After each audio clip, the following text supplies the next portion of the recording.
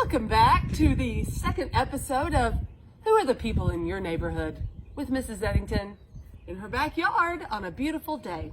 Today we're going to continue with chemical reactions, and we're going to look at how we can make an egg turn into a rubber bouncing ball, to a certain degree, mind you. So you're going to take an empty glass, put your egg in there very nicely and softly so it doesn't crack. Take your vinegar, just distilled vinegar from the store, and you're going to fill it up to where it covers the egg. You can add food coloring for fun. You can see I have 3 already completed here in the 3 beautiful colors.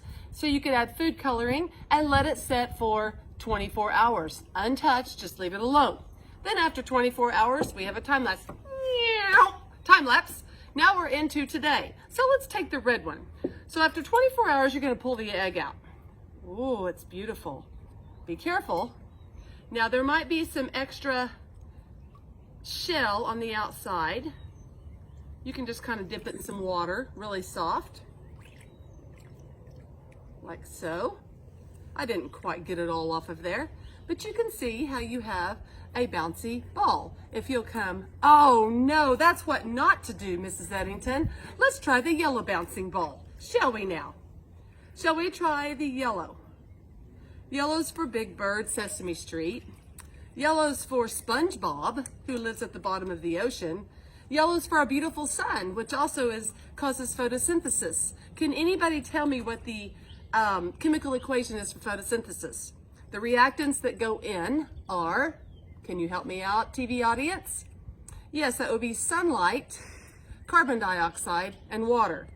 And my reactants, which we humans take in, is the gas oxygen and the sugar glucose. Now let's try the bouncy ball. Maybe we shouldn't bounce it quite as heavy. I don't know. We want it to last a little longer. But now you can see, kids, what not to do at home. Once you make it bouncy, we don't want to bounce it too hard. So don't be hitting your brother or sister in the head like this, because, oh dear, your mom's not going to be happy with you at homeschool.